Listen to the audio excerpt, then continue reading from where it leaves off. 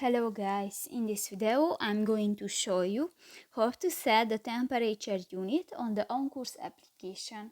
But first of all, I just want to mention, please don't forget to subscribe to our channel, because at 100,000 subscribers we are going to show you our YouTube revenue statistics and growth strategy, how to make money online. So let's jump into it.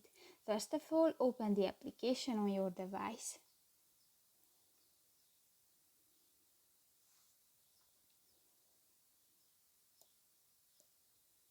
Click to the three lines at the upper right corner of the screen and tap to the settings icon in the tools section.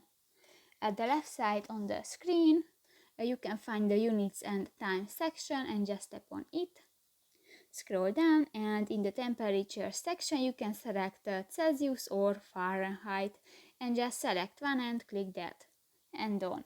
So that's pretty much it for this video guys. See you in the next one. Bye bye.